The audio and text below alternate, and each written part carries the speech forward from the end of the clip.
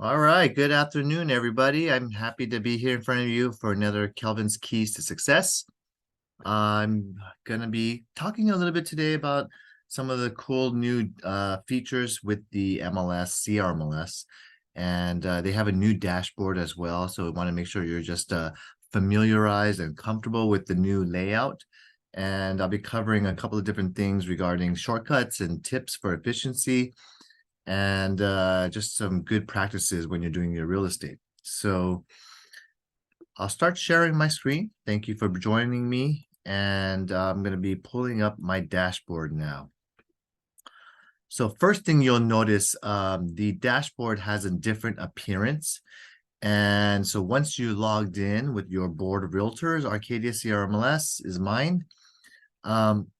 You'll notice that it has a little bit of a different type of a dashboard, but don't worry, it's all the same. Standard, your matrix is here. And these can be all of your preferred apps. You can move them around. Like let's say I want Supra up front, or I want to put my Cloud CMA earlier in the front. You could move anything around.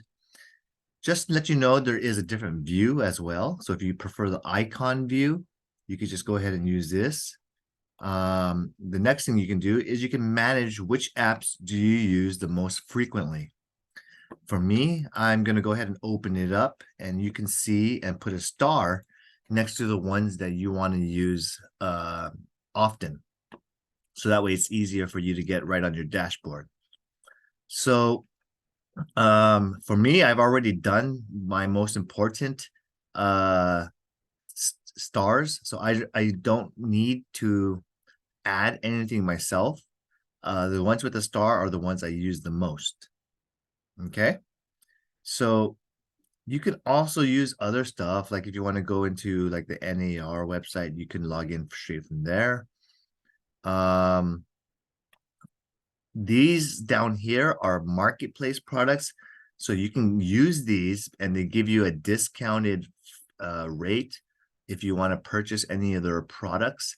But for me with Coldwell Banker, I don't need to purchase anything. Technically, I'm very satisfied and happy. I can conduct all the business I need with Coldwell Banker's products, which are all already included with your benefits. And I keep talking on and on about it, but just a reminder, that's Moxie. You have to log into your Moxie and you can get a lot of these different features like doing showings. You have the ability to create marketing materials, postcards, flyers, open house things. You even have the ability to create buyer tours and create really pretty presentations. So the reason why these are my core items, so I'll use them here. Just a little reminder, go to your office settings and for me, I do allow my IDX to search and use my cell phone. And as far as other software, such for example, some agents don't like to receive offers from Glide. So I don't. I like them to email me. So I'll go ahead and turn off my Glide offer button for all of my listings because I don't want them to use that software. I want them to go ahead and submit me an offer. I'm the old-fashioned way. Email me. This is where you get to register a new listing. So I can see here, there's a few registered listings here. We have 10 of them from our that have been registered. And you won't get that because you're not a broker. And then the training portal, this is all the CRMLS trainings that they will provide. So they have like a down payment training. So just letting you get familiarized with the new layout. And for my office, I do allow listing distribution to all of these websites here. And for all the agents with my firm, they get syndicated everywhere that we possibly can. So that's just really just an overview real quick of the dashboard. Just wanted you to get familiarized with the new look. And let me go back into the main homepage because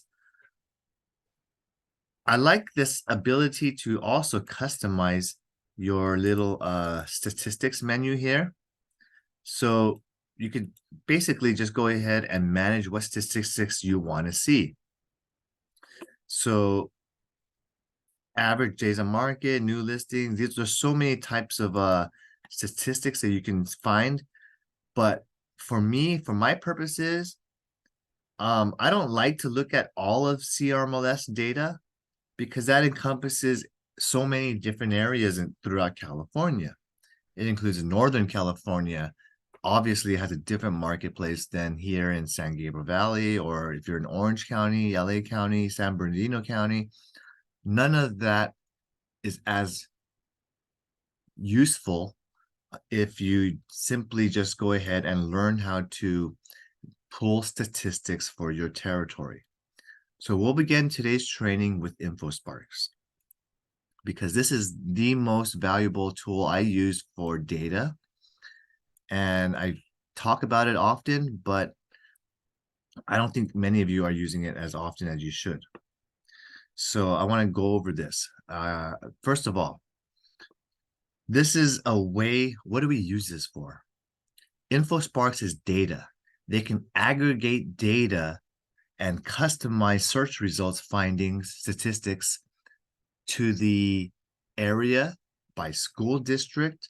They can sort items by sales price, by size of square footage or lot size.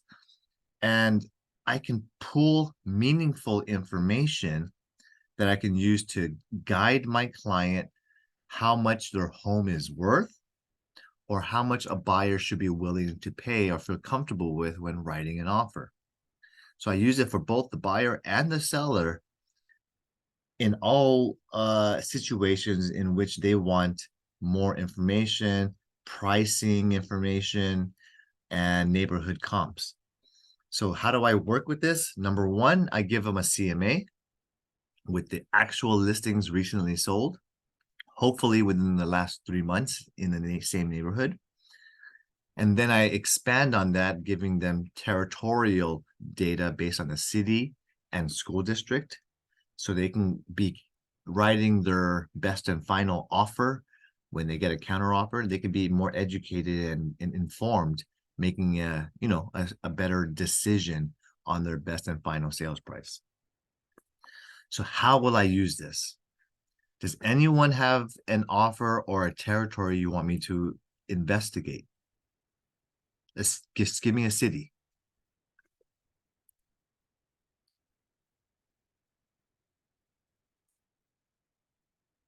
Okay. Jurupa Valley. Say that again. Jurupa Valley. I don't even know how to spell that. Jurupa? Yes.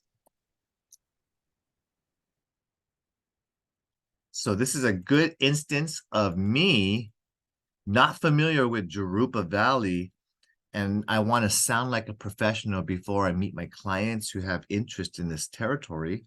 I want to be prepared. So I need to do some investigation and homework on Jurupa Valley.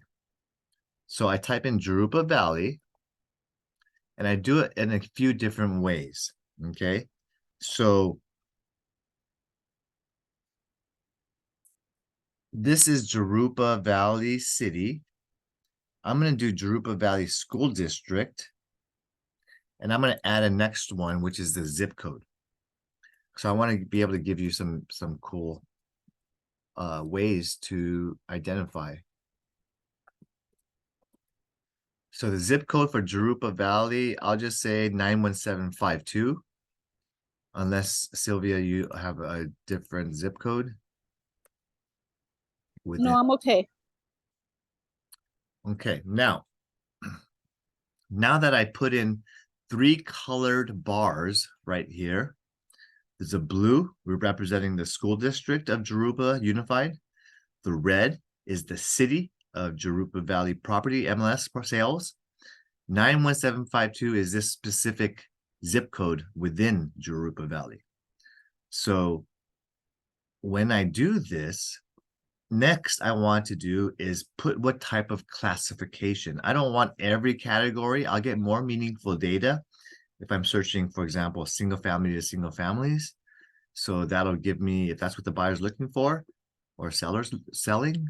I want to classify it. I don't want to mix the results with townhomes or condos or manufactured homes, because that's definitely going to throw off the numbers, right?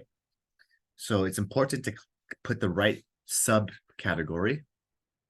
And in your instance, Sylvia, are we dealing with a normal standard home, or are we dealing with something that's around 1,000? What kind of square footage are you looking at? We're looking for an acre with horse stables. For more than an acre, a buyer? Correct. Okay. So in her instance, I'm gonna have to customize, and I want to custom range this where I'm looking for properties over 1 acre. So let's go ahead and find anything that is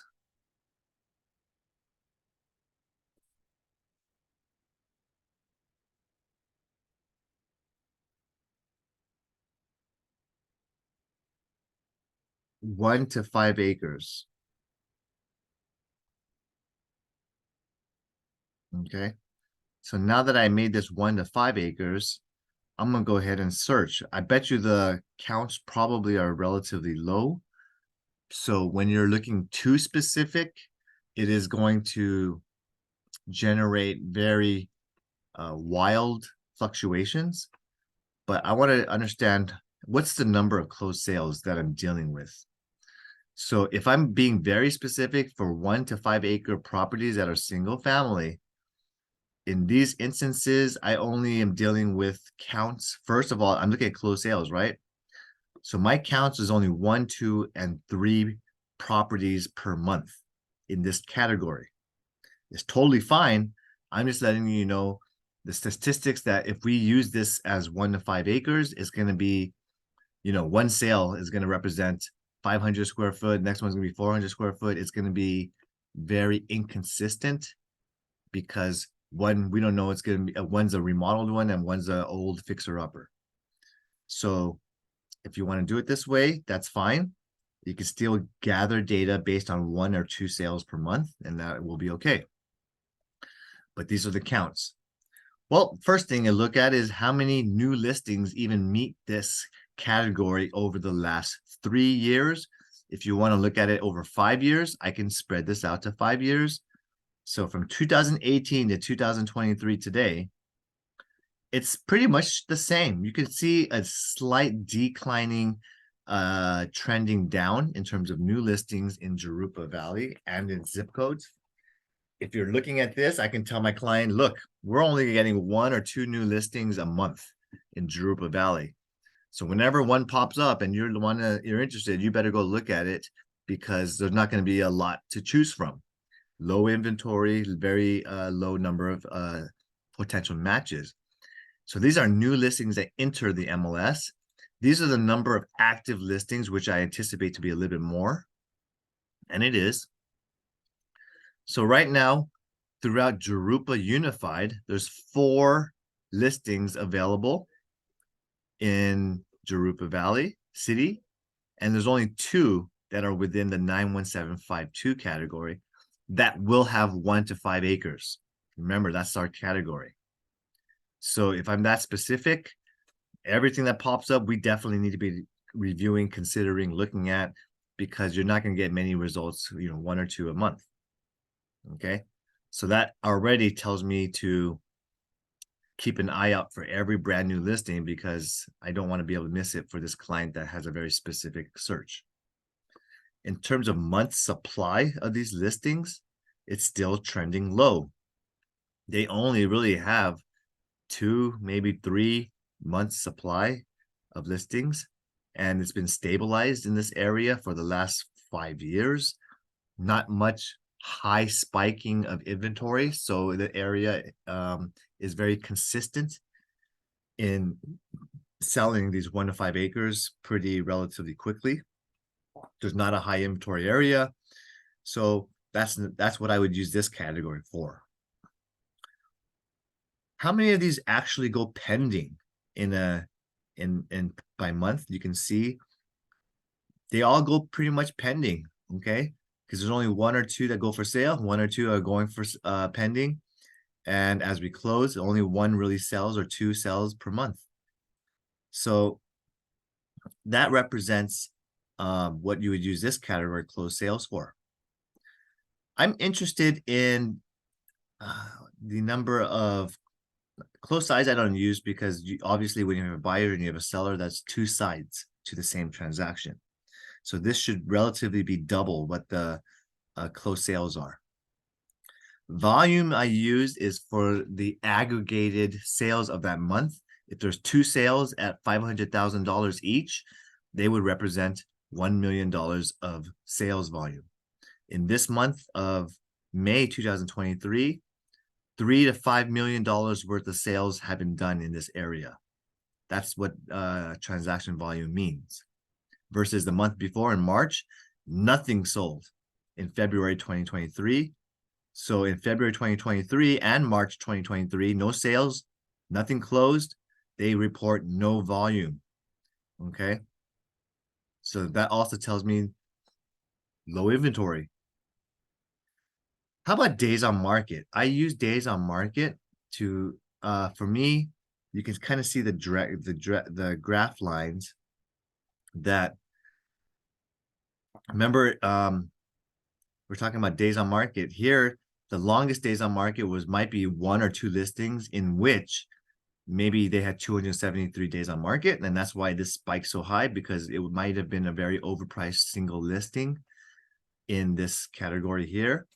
But right here, nothing. There's no 0 days on market because there's not much for sale. So averages is also very good to use. But you can kind of see here with this very specific area, not much to say or take from this when you have such little data to use. But I can take price per square foot as a 5-year trend that in the, for example, the green region as of July, nothing really closed. So it hasn't really moved, but we can see here that it's a slight trending up of price per square foot on the median. Average to me is a little bit more useful. So I'll say that this area does range quite dramatically depending on what you're buying. So because you have low inventory, I would just dig into each specific comp to know why did this sale in May 2022 obtain 800 plus price per square foot. I'm very curious how they fetch such a high price.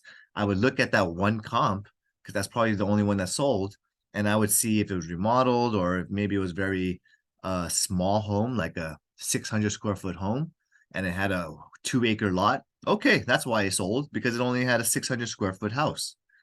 That explains a lot. So I had to dig in. This tells me where to look. I want to look at May's comps for Jurupa Valley. And then I want to know why this low one in April sold only at $255 a square foot, because that's very low compared to the history. So I would look at this and see why it sold for so low. That helps guide me understand if I want to understand Jurupa Valley. In terms of the percentage of the last list price, you can see here 100% is the baseline.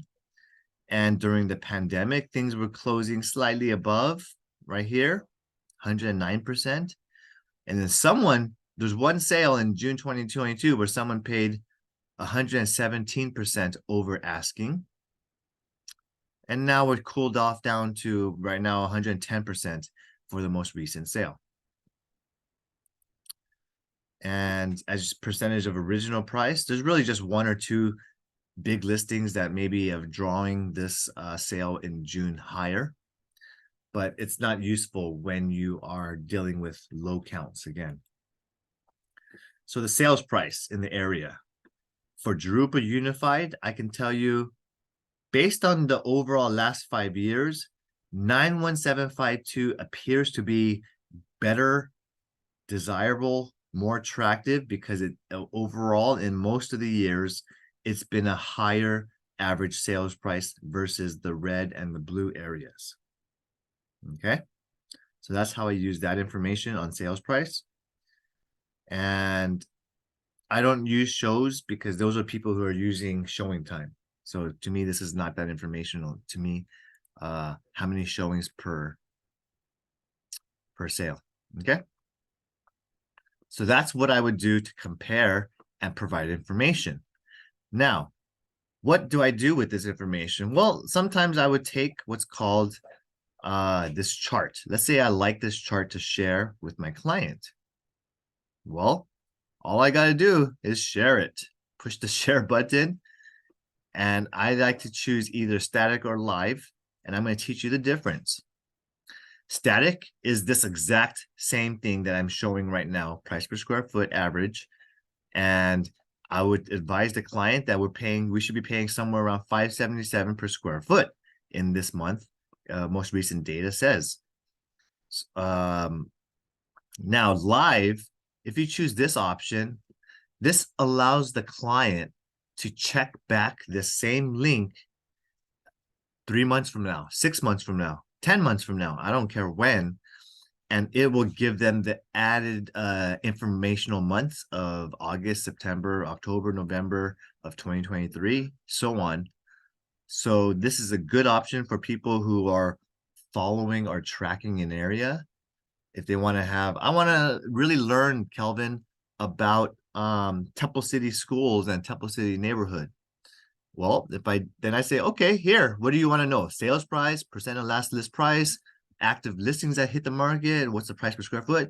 You tell me what categories you want, I'll give you a live link. And that will, every time you check in, and it'll give you the most up-to-date from the last month.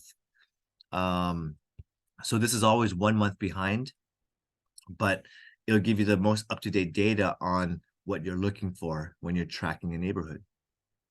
So it could be for a school district, it could be for a zip code, it could be for a county. It's up to you how you want to use it. And then I'll go ahead and just email and share it.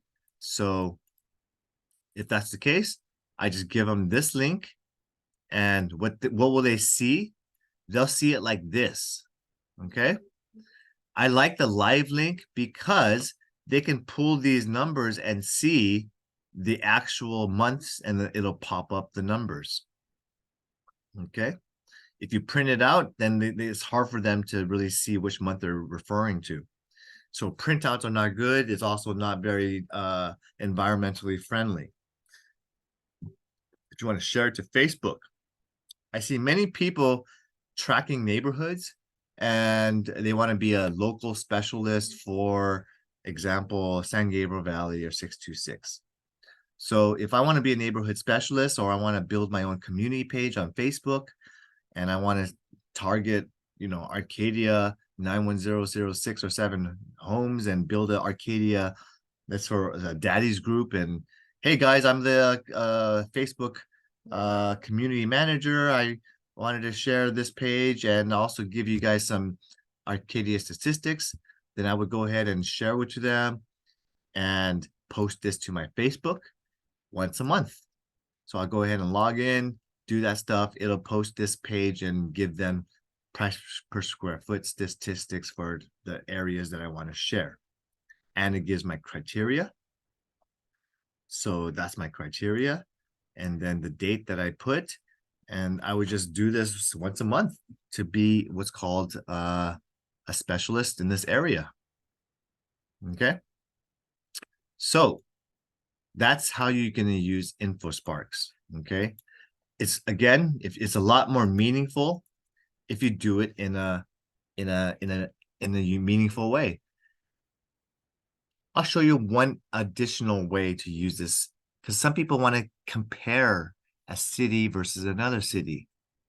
Great. I love it. Let's do our battle between Arcadia City and Temple City, which is where I'm at right now. Okay. And then if I wanted to even add a different type of search, let's go ahead and type in Arcadia Schools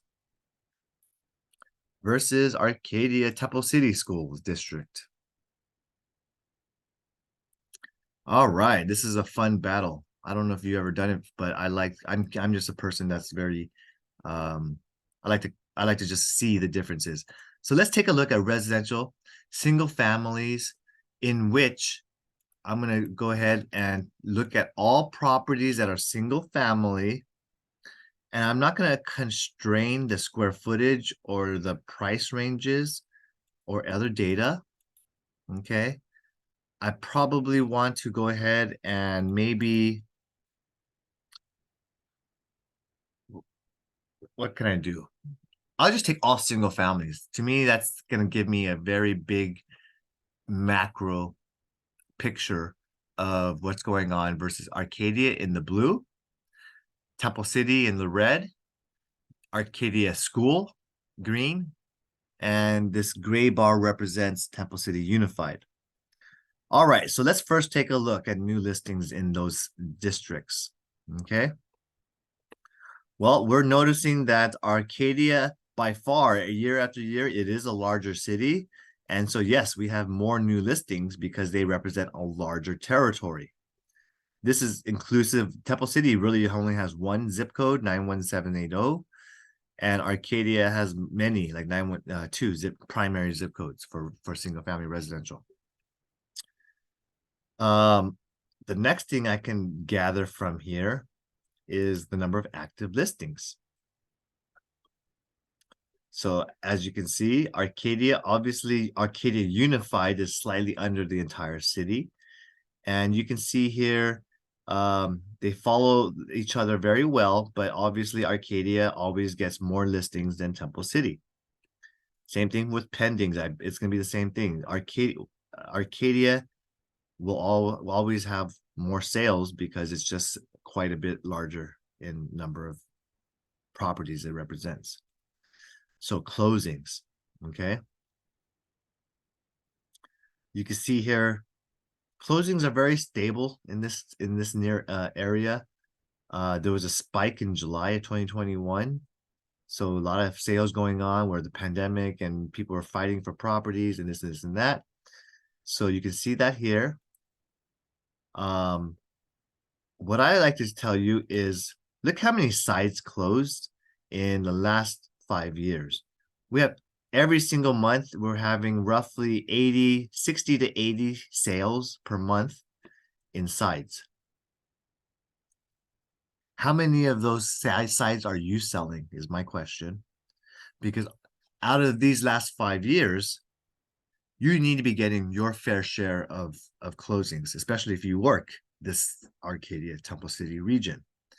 So if you only have one sale out of these 60 per month, you're not getting your fair share. That's my first point. Okay. How about the volume wise? If you have one sale in the last one a year in Arcadia, you're not, you're only doing one small sales volume of the area. Okay. There's 180 to 100 million of sales every single month. So on sales volume from these cities, if you combine Arcadia, 100 million, and Temple City, additional 20 to $5 million per month, 125 million. How many is our office getting? Market share. To be healthy, you want to be above 10%. Days on market is another category to see how quickly these homes are being swallowed up and purchased.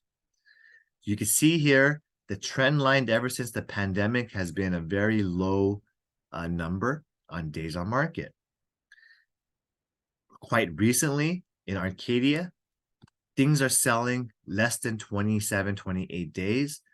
Temple City tends to be a lot quicker, 10 more days faster. So if you sell solely in Temple City, you can turn listings over much faster because they're selling a lot hotter. Okay. With low inventory, things are getting bought fairly quickly. So what is I use this number for? I use this number to tell the sellers, look, seller, we're in Temple City. You told me you want to price this at 1.3 million when I said it's worth 1.2. How about this, seller? I will try 1.3 for the first 18 or 19 days, because that's when we will know is when it should hit the market or get get into a contract. After 19 days, we need to be asking for a price reduction to closer towards my number of 1.2. Does that sound fair? Because this is the clear Temple City mark, days on market, in which if we don't have it sold by then, it's definitely the market should have given us their number and offers and activity. So it's been exposed properly. And for whatever reason, we want to get this goal sold sooner than later. We don't want to waste another 19 days. Let's go closer towards my asking price that I suggested. Okay, that's how I would use this slide for Temple City. In Arcadia, it is taking longer, 27, 28 days on market, but that's only the most recent month. But if I look at the month before, it's been 30 days too as well. So apparently, I'm supposing and guessing that maybe Arcadia's listing is not getting, there's more inventory and more options there, so it's just taking longer to sell. Okay, so when I look at the month supply of listings, it's only about 2 to 3 months of supply of listing. That's normal and healthy. Okay, but you can see here all of them are shrinking in terms of supply of listings. What does that mean? That means more bidding wars, more buyers competing on the same products, because not many listings, new listings, are coming out. You can see here we're relatively lower in these last 3 since the beginning of January. It's relatively down here as opposed to pre-pandemic. Look at how many listings there were back then. There was a lot of listings for us to sell. So I'm going to go back to price per square foot. This is a very good slide that I always use to analyze homes. And as you can see, Temple City Unified and Temple City in the red is relatively just under Arcadia, but in some instances is very close to Arcadia pricing. Okay, so what does that mean? Well, Temple City Unified is fetching 680, 689 per square foot. Okay, healthy and strong, versus Arcadia is fetching around 740 to 757 a square foot most recently. When I talk to sellers, I would talk to them about, hey, sellers, since the pandemic, it's been a great listing sellers market. We are basically right now at the tailwind of this upswing. And if you don't list it soon, we might be missing out on these great values right now. People will be fighting for your home.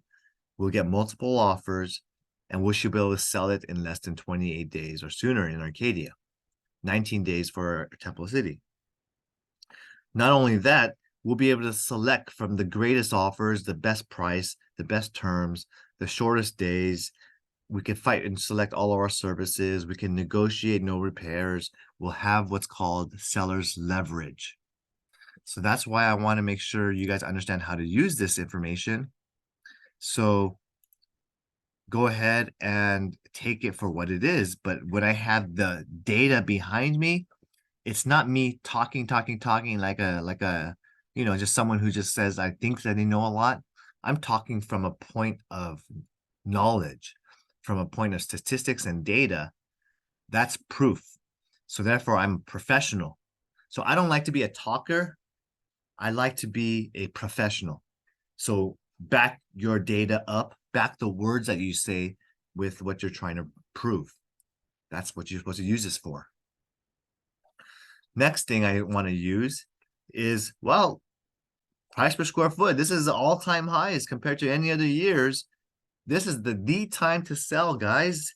You're not selling for a loss. You're going to get a nice cash out of your property investment. And a lot of the news do say a recession is coming or here. So you want to be ahead of the curve. You don't want to wait for suddenly the news to say we're in a recession.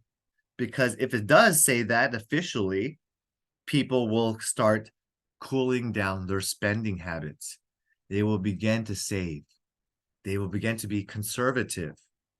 You want to sell while before such news becomes more transparent. That is why you want to list it now, because it's not widespread. It hasn't impacted all of the country yet. And it's always better to sell before the news comes out, because when it crashes quickly. It's just like that in a snap, and everyone just suddenly goes, and fear is everywhere. We've been through many real estate cycles before, so this should not be anything new to you. Okay, you know how quickly, once there's like a stock, once there's bad news, it just falls and falls and falls until no end, and it takes a long time to recover from there. Okay, so we're at the top of the line of values right now, and if you're not selling from now to the next end of the year, you're not going to get as much value back next year, is my guess. What I like to use percent of the last listing price for is a gauge of where I should be advising my client how to price their home. So, for example, I'm going to use both of these slides. From original asking price, Temple City is selling over asking, just a little bit over asking. You can see here, this is 100%. And since the pandemic, people were paying 104% over asking for Temple City, 111% at the peak, over asking 108%. These are when it was the strongest demand, right in January of 2022. People were overbidding, they were sight unseen, they were removing contingencies up front just so they can be able to be the one that gets their offer accepted. And in this case, we can see here now it's cooled down to a more normal market. So people are paying just around that asking price, 100, 101% for Temple City. As for Arcadia, because of more inventory, people are paying about 99, 98% of the asking price. Same thing for the month prior, very similar trend lines. Okay, and this data is more accurate because our counts are much higher when I use a whole city. Okay, so these are something that I would say to the owner to review and make sure, so that way we price our property, because we're going to get very close to 99% of it or more. But that's only if you price it correctly. And it's same here as percent of last list price. Things are selling right around that asking price, 99%, 100%. So it's not a weak market. If I see properties selling 95% or lower of the asking price, that's a weaker, soft market. That becomes more of a buyer's market. Okay. Sales price. Well, look at these. Very, very healthy. Nothing is really under $1 million recently. In these Temple City and Arcadia areas, these are your average sales prices. 1.1 to 1.3 in Temple City Unified. Don't forget, Temple City also includes areas with El Monte schools and with Monrovia schools. So Temple City Unified is the place to be. That has the strongest upswing in price values. As opposed to Arcadia Unified, also is a very, very high-end area. 1.9 million is the average sales price for these properties. That's high, right? So you can obviously, these homes are very, very large in Arcadia. So that's how I would use this information in InfoSparks. Any questions? If you think it's too busy, you could do it one by one. So I can compare Arcadia and Temple City Unified alone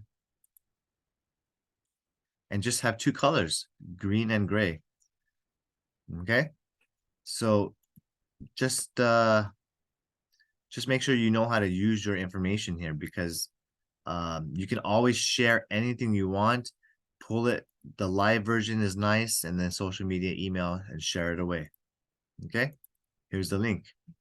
A person can copy this link, and then they go into here, put it in a new browser, and boom, they have your information here with all the data that they need to be educated when writing their best and final offer, or to be educated when and how to list the property at what price. Hey, Kevin. Yes. One time we show just the one field, like sales price or whatever. Cannot show together all of them. Yeah, you can. Oh. So you copy this, and then when I write my email, I'll write an email like this. And I've already done it in the past, so. Oh, you just say mention like one link by one link, just several links together. Yes. Okay. I see. Okay.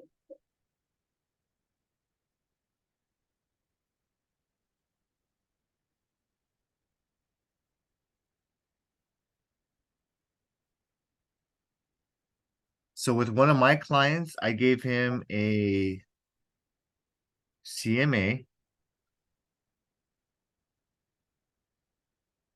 So you can see here, I back then I did a cloud CMA static report of this and this and that, and I gave my price of value of 1.108, and we ended up selling this property for 1.260. So we went way over my goal. And I would not be surprised if it goes above multiple offers. It's a nice price point to drive activity is what I'm telling you. So when I was consulting my client, I said, hey, this is going to drive activity. Let's price it there. We'll get multiple offers, select from the best. But when you're talking about price per square foot, I would write an email to the client, and then I would just say average price per square foot.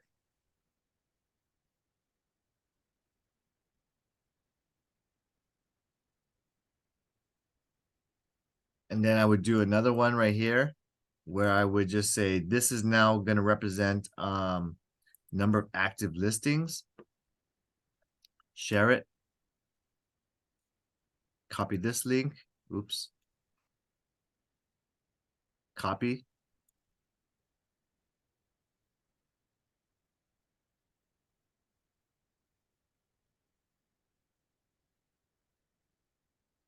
And then give them the link. And then I could write, I would write my findings. Okay. And then just do it for each one that tells the story that I want to present. Okay. So days on market. I want to show them that, you know, the days on market, 19 days. Remember we talked about 19 days is all I need to get it sold in Temple City. Great. So if I want to talk about that, I'll share that link. Here we go. And then email it over.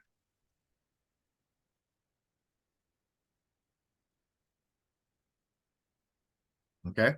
So then I can say, okay, client, click on the days on market. I want to talk to you and share with you about why I feel if after 19 days we haven't sold your Temple City home, I think we're going to have to do a price reduction. And this is why. Look at this days on market for all the homes in the past 5 years. Okay. So that's what I would use. But so yes, it's in one page, but I don't want to give everything, Julia, because I want to only pick the information I want to talk about. I don't want to confuse them with all these extra stuff like shows to listing and this and this. I don't want them to get lost in the information. Right? So that's what I would do. Now, going back into the MLS, any other questions about InfoSparks? All right, let's go to the matrix.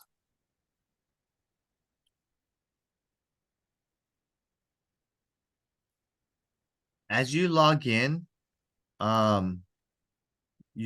this all looks the same now, but what I want to just let you understand is that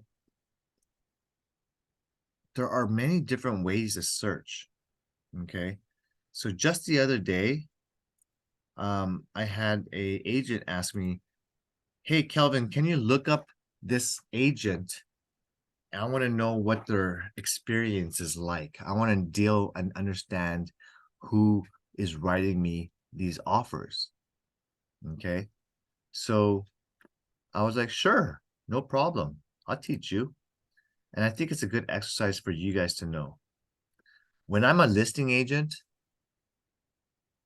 or a buyer's agent, I want to know a little bit about background that the other agent that I'm working with, or hopefully working with, what is their what's their sales like? What's their history? What's their experience level? What is their negotiations like? And then Kelvin, the agent, asked me, "What do you mean negotiation? How do you know if this person is a good negotiator or not from a closing?" And I says, "Well, it's obvious. You can not only look at the price, final sales price versus the asking, but you could also study and examine that agent's sales, his experience via looking at how much negotiation concessions that they've done." And they go, "Oh, what do you mean? Show me." So this is what I'm going to show you. Who does anyone want to volunteer and look and be my test experiment?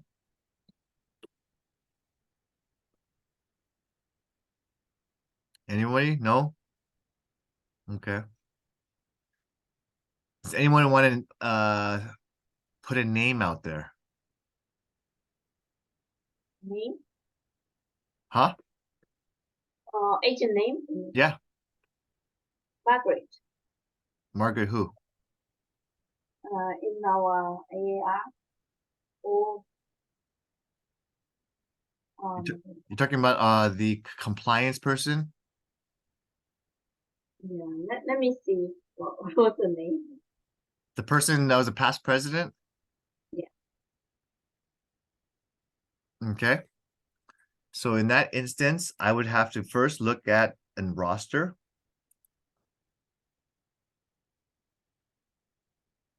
The only thing is I'm gonna have to stop sharing this screen because I don't want to talk about sensitive information online about a person I know. So I will go ahead and first I'm going to show you what I'm doing, and then I'm going to input the person's name. Okay. So those of you agents who want to do this exercise on anybody, look at closed sales.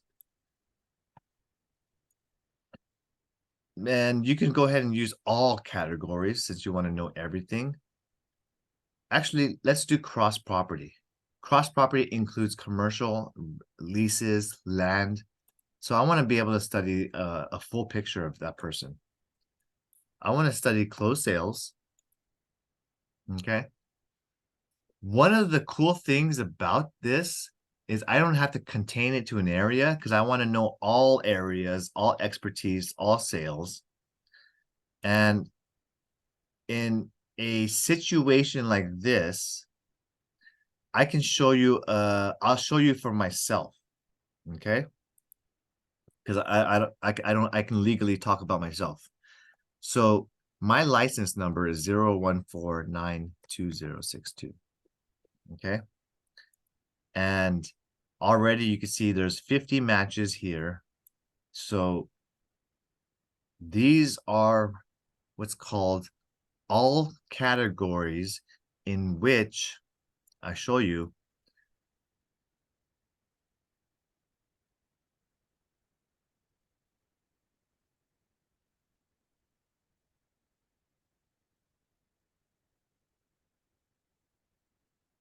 Okay, 50 when I'm labeled as the listing agent. I have to tell you that I also have to do the same search if I'm labeled as a co-listing agent. There will probably be a few more.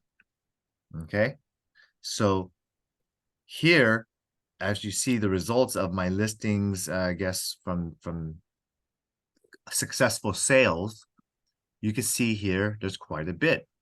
Okay, now I can go, and I like to sort by date. So that's just, so it gives me a better picture.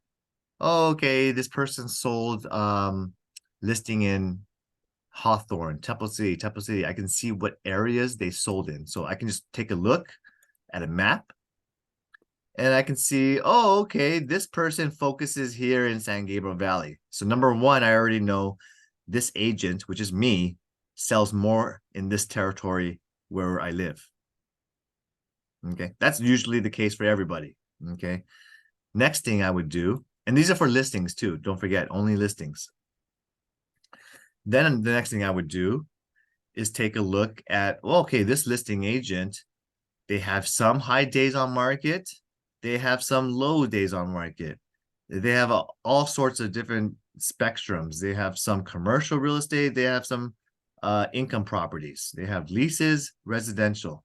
So now I can say, well, this person appears to know quite a bit. They know how to do leasing, they know how to do income properties, they know how to do commercial sales, they know how to do residential. Okay, so the next thing I look at is, well, do they price their properties lower or higher? Well, you can go. Well, if they original list price was 1.088 and then they sold it for 1.26, okay, that's that. And this one I had a 550 and I had 140,000 price reduction because it was a very old fixer. So we sold that one at low. So you can see here, this person is all over the place, up and down, up and down, up and down. It really just depends. But for the most part, if you look at this person in terms of listings, they sold 1 day, 19 days, 13 days, 33. Okay, for the most part, most of their sales are under 33 days per 35 days or less.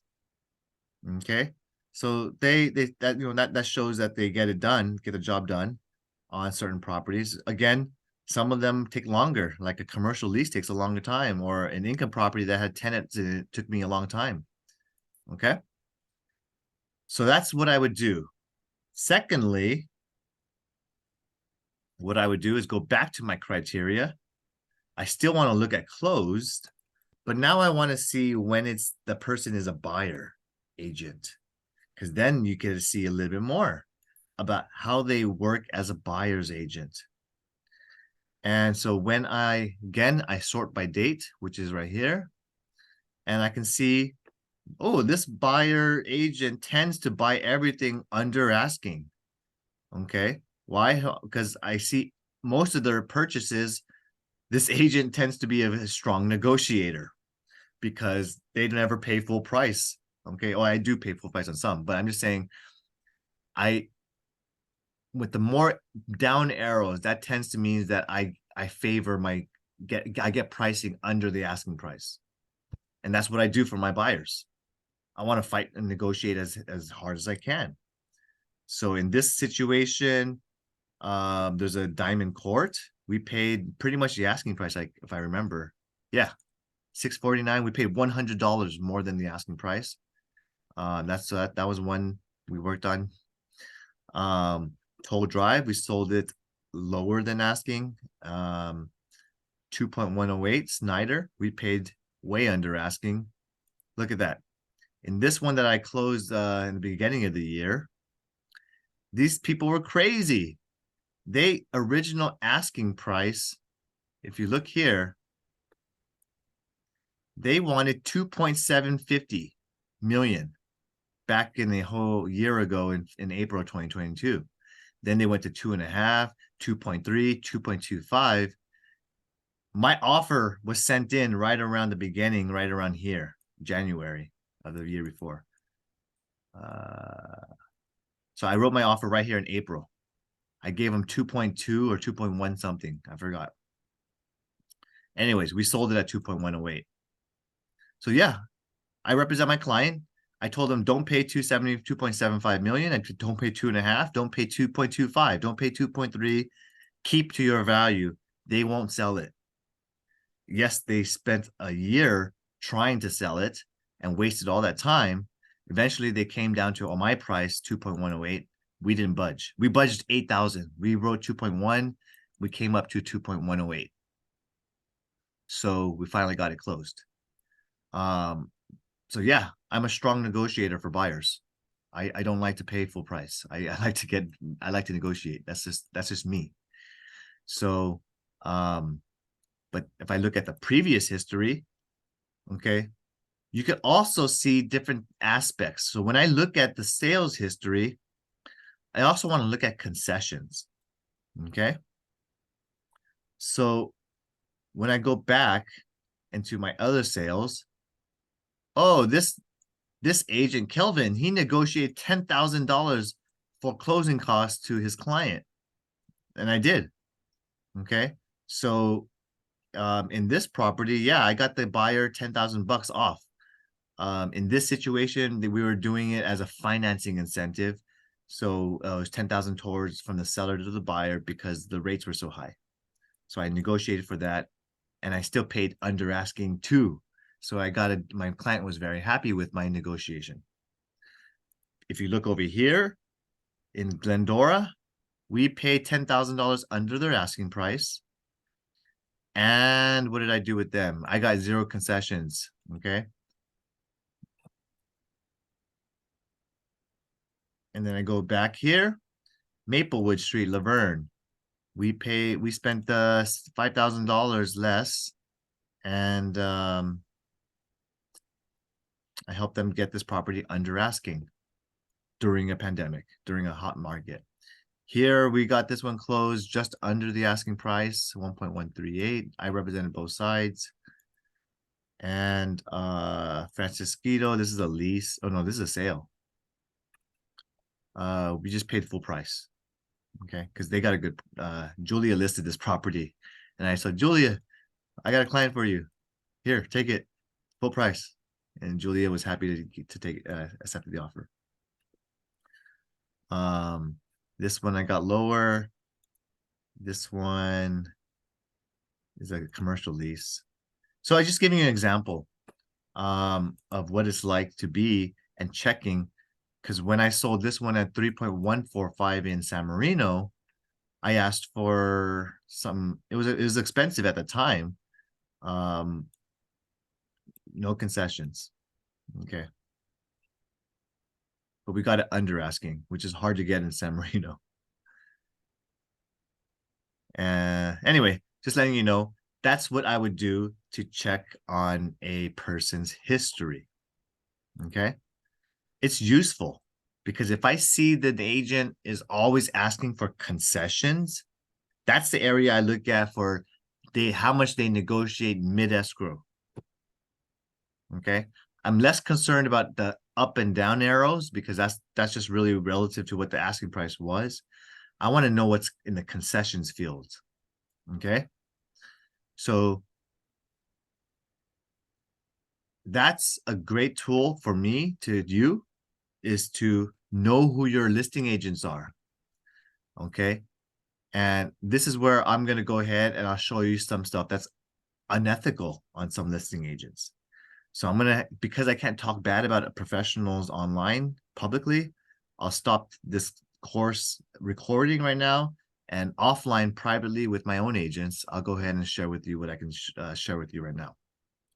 So let's stop share. I'm going to stop recording the video. Thank you all for being here.